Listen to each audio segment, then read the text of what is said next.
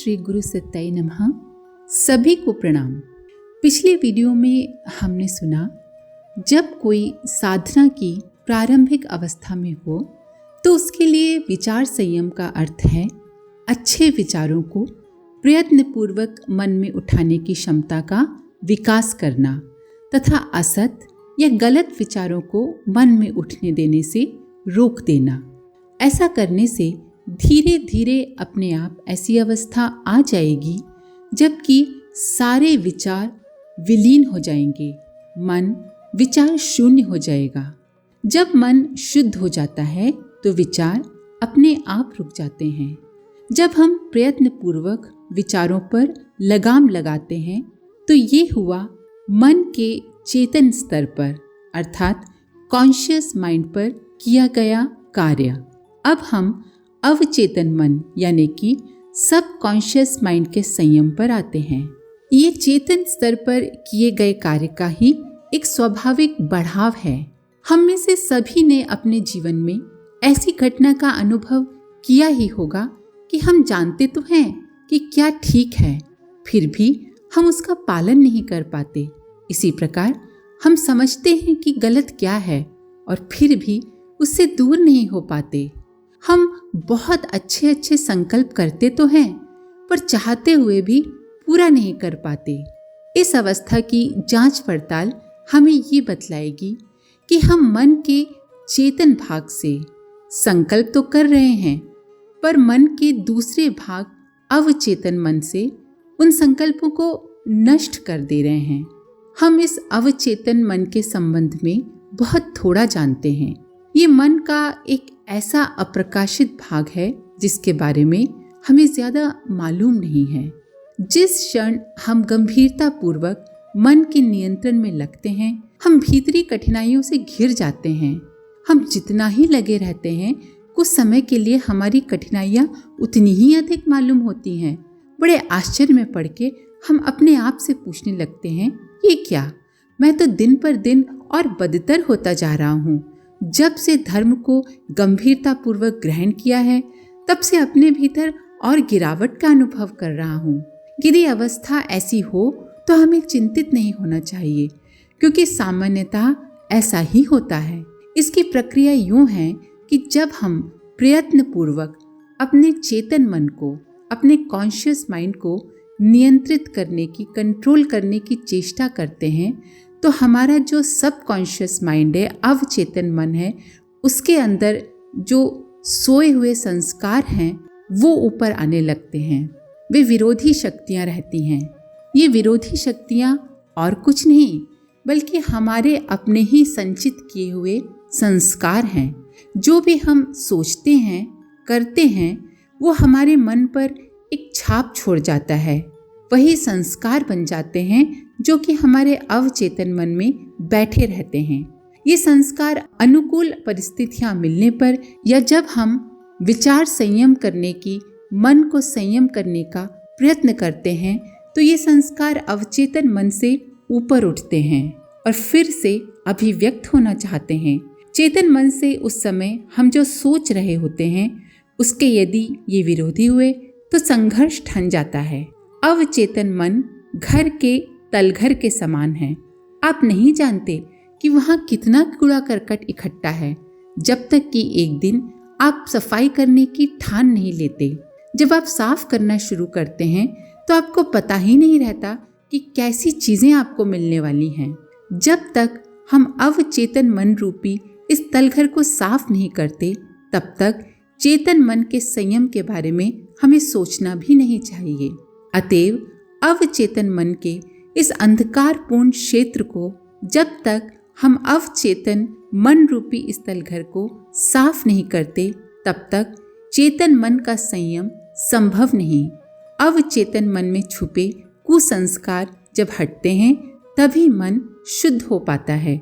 अतएव अवचेतन मन के अंधकारपूर्ण क्षेत्र को साफ करने के रास्ते हमें खोजने ही चाहिए। अब ये होता कैसे है, इसको एक उदाहरण से समझते हैं। मान लीजिए हमें स्याही की बोतल साफ करनी है। अब हम ये कैसे करेंगे? हम दवात में साफ पानी डालते हैं। इससे जो सूखी स्याही है वो जल में घुल जाती है और कुछ देर में रंगीन जल बाहर निकलता है। थोड़ी देर में कुछ अधिक साफ और कुछ कम स्याही वाला पानी बाहर आता है और अंत में स्याही का पानी बिल्कुल खत्म हो जाता है और सिर्फ साफ पानी ही रहता है। साफ पानी दवात में डालने पर उससे साफ पानी ही बाहर निकलता है। इसी प्रकार अवचेतन मन को साफ करने का एक तरीका ये है कि मन में पवित्र विचार डाले जाएं और उनको हम अपने भीतर गहराई में उतरने दें। गहराई में उतरें कैसे? कि हम यथाशक्ति जितना संभव हो अच्छा सोचें, अच्छा करें, अच्छा देखें। पवित्र विचार साफ पानी के समान हैं। याद रखिए, यदि एक विशेष अवस्था में हमारे भीतर से स्याह जल, काला जल बाहर निकल रहा हो, यानी कि खराब विचार बाहर निकल रहे हों, तो हमें डरना नहीं चाहिए। यदि हम लगातार पवित्र विचार डालते रहेंगे तो एक समय ऐसा आएगा कि जब केवल पवित्र विचार ही हमारे भीतर से बाहर आएंगे और तब ये समझा जा सकता है कि अवचेतन मन साफ हो गया और अब चेतन मन का संयम कठिन नहीं है। हमें ऐसा नहीं सोचना चाहिए कि अवचेतन मन केवल अशुभ का ही भंडार है। अवचेतन में हमारे अतीत के शुभ और उच्च विचार एवं अनुभव भी बीज रूप से संचित रहते हैं। इस प्रकार अवचेतन में हमने मनोनिग्रह के अपने प्रयत्नों के लिए सहायता और विरोध दोनों संचित कर रखे हैं। सहायता करने के लिए पवित्र विचार और विरोध करने के लिए खराब विचार। हमारा प्रयत्न ये रहेगा कि विरोध को कम करें और सहायता को बढ़ाएं। श्री कृष्ण ने गीता में अर्जुन को ये आश्वासन दिया है कि जो योगी पथ भ्रष्ट हो जाता है उसे शाश्वत दुख में नहीं रहना पड़ता, क्योंकि उसके शुभ कर्म संचित रहते हैं और अगले जन्म में वो अपने पिछले जन्म में प्राप्त बुद्धि के साथ फिर से युक्त हो जाता है। पथ भ्रष्ट का अर्थ है कि जिसे ईश्वर की चाह है पर राग और द्वेष पूरी तरह खत्म नहीं हुए हैं। इस जन्म में हम जितना प्रयत्न करेंगे अपने विचारों को पवित्र बनाने का, अगले जन्म में हम वहीं से शुरुआत करेंगे। अतएव मन संयम के लिए महत्वपूर्ण कार्य तो अवचेतन के स्तर पर ही करना होगा। दूसरी ओर यदि हम जीवन के उच्चतम लक्ष्य की प्राप्ति को अर्थात अति चेतन अवस्था की अनुभूति को अपना एकमात्र ध्येय न बनाएं तो हम न तो अपने चेतन मन का संयम कर सकते हैं और न ही अचेतन का। अति चेतन अवस्था, सुपर कॉन्शियस अवस्था की अनुभूति ही, या यूँ कहें कि ईश्वर का साक्षात्कार ही हमारी आसक्ति, घृणा और भ्रम का निवारण करता है, जो मन में क्षोभ और अशांति की सृष्टि करते हैं। इस तरह मन को संयमित करने के हमारे प्रयत्न ऐसे हों कि एक ओर वे अवचेतन मन को छुएं और दूसरी ओर अति चेतन का स्पर्श करें। दूसरे शब्दों में मनोनिग्रह की प्रक्रिया में हमारा सारा अस्तित्व डूब जाना चाहिए। मन संयम के कार्य की विशालता पर बल देते हुए स्वामी विवेकानंद कहते हैं, व्यवहारिक मनोविज्ञान पहले तो हमें ये सिखलाता है कि हम अपने अचेतन मन का नियंत्रण किस तरह कर सकते हैं। हम जानते हैं कि हम ऐसा कर सकते हैं। क्यों? इसलिए कि हम जानते हैं कि चेतन मन ही अचेतन मन का कारण है। हमारे जो लाखों पुराने चेतन विचार और चेतन कार्य थे, वे ही घनीभूत होकर प्रसुप्त हो जाने पर हमारे अचेतन विचार बन जाते हैं, संस्कार बन जाते हैं। हमारा उधर ख्याल ही नहीं जाता, हम भूल जाते हैं।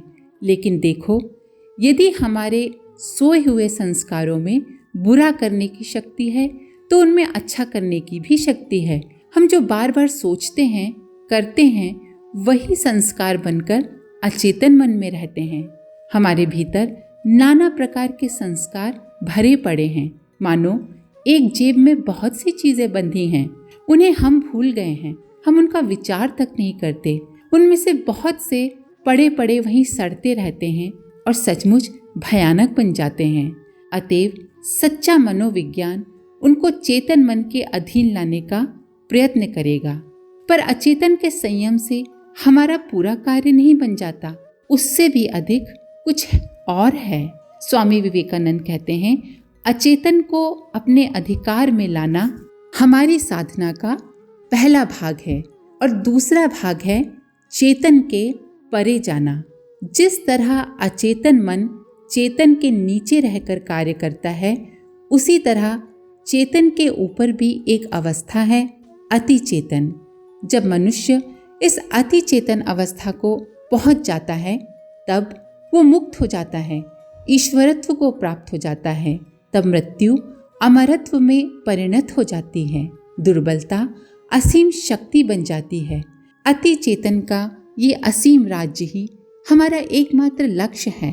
वे आगे कहते हैं, अतएव ये स्पष्ट है कि हमें दो कार्य अवश्य ही करने होंगे। एक तो ये कि ईड़ा और पिंगला नाड़ियों के प्रभावों का नियमन कर अचेतन कार्यों को नियमित करना, और दूसरा कि चेतन के भी परे चले जाना। ये तो सभी जानते हैं कि श्वास को नियंत्रित करके हम अपने मन को नियंत्रित कर सकते हैं। ग्रंथों में कहा गया है कि योगी वही है जिसने दीर्घ काल तक चित्त की एकाग्रता का अभ्यास करके इस सत्य की उपलब्धि कर ली है। जब सुषुम्ना नाड़ी का द्वार खुल जाता है और इस मार्ग में वो प्रवाह प्रवेश करता है जो इसके पूर्व उसमें कभी नहीं गया, वो प्रवाह धीरे धीरे विभिन्न कमल चक्रों में से होता हुआ कमल दलों को खिलाता हुआ अंत में मस्तिष्क तक पहुंच जाता है, और तब योगी को अपने सत्य स्वरूप का ज्ञान हो जाता है। वो जान लेता है कि वह स्वयं ही परमेश्वर है। यहाँ पर राजयोग के माध्यम से प्राणायाम के द्वारा कुंडलिनी जागरण का उल्लेख हुआ है। ये प्राणायाम मन के संयम में सहायक होता है। इस प्राणायाम की शिक्षा किसी जानकार शिक्षक से ग्रहण करनी चाहिए, पर ऐसे शिक्षक का मिलना सरल नहीं है। जो यथार्थ में साधक हैं और संयमी हैं और जिन्हें भाग्य से ऐसा शिक्षक प्राप्त हो गया है, वे उससे प्राणायाम सीख सकते हैं। इससे उनका मनोनिग्रह का कार्य सरल हो जाएगा। किंतु ऐसे लोगों की संख्या अधिक है जो अपने मन से संघर्ष करते रहते हैं, उसे अपने वश में करना चाहते हैं, पर जिन्हें प्राणायाम के अभ्यास के लिए न तो अनुकूल वातावरण मिलता है और न ही किसी निपुण शिक्षक से सीखने का अवसर ही मिलता है। इसीलिए उनमें से बहुतों को दूसरी साधनाओं पर निर्भर करना चाहिए, जो श्रद्धा और अध्यवसाय के साथ की जाने पर समान रूप से प्राणायाम के समान ही प्रभावी होती हैं। इन साधनाओं में ओम के अर्थ का ध्यान करते हुए उसका जप करना सबसे अधिक फलदायी है। जब किसी व्यक्ति की कुंडलिनी जग जाती है तो अवचेतन मन के संयम का कठिन कार्य अपने आप सध जाता है। पर सच तो ये है कि राजयोग के माध्यम से कुंडलिनी को जगाने का अभ्यास अधिकांश लोगों के द्वारा आसानी से नहीं किया जा सकता। सौभाग्य से दूसरी अन्य साधनाएं हैं जिनके अभ्यास से मनुष्य की आध्यात्मिक चेतना को जगाया जा सकता है। श्री रामकृष्ण परमहंस कहते हैं, केवल पुस्तक पढ़ने से चैतन्य नहीं होता, भगवान को पुकारना चाहिए। भगवान के लिए व्याकुल होने पर कुंडलिनी जागृत हो जाती है। भक्ति योग से कुंडलिनी शीघ्र ही जग जाती है। एक दिन किसी शिष्य ने स्वामी ब्रह्मानंद से पूछा, महाराज, कुंडलिनी को कैसे जगाया जाता है? तो उन्होंने उत्तर दिया, कुछ लोग कहते हैं कि इसकी कुछ प्रक्रियाएं हैं, पर मैं मानता हूँ कि भगवान के जप और ध्यान से ये सबसे अच्छे से हो सकता है। हमारे इस युग के लिए जप का अभ्यास और ईश्वर का ध्यान विशेष अनुकूल है। इससे बढ़कर कुंडलिनी जागरण की सरल साधना और कोई नहीं। पर स्मरण रखिए, मंत्र के जप के साथ ध्यान अवश्य चलना चाहिए। इस प्रकार भक्ति योग के माध्यम से प्रार्थना, भगवान का जप और ध्यान आदि के द्वारा हमारी आध्यात्मिक संभावनाएं प्रकट हो जाती हैं। इससे अवचेतन मन की गड़बड़ियां अपने आप ठीक होने लगती हैं। अतः किसी को ये सोचकर निराश नहीं होना चाहिए कि राजयोग का अभ्यास करने में समर्थ न होने के कारण उसके लिए अवचेतन मन को नियंत्रण में लाने का रास्ता बंद हो गया है।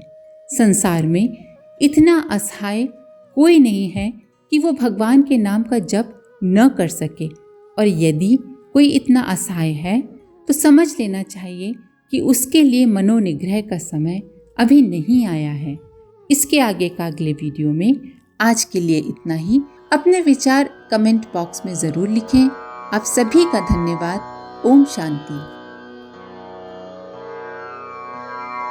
हमारे YouTube चैनल को सब्सक्राइब करें और बेल आइकन को दबाकर ऑल पर क्लिक करें ताकि आने वाले सभी वीडियोस की नोटिफिकेशन आपको मिलती रहे।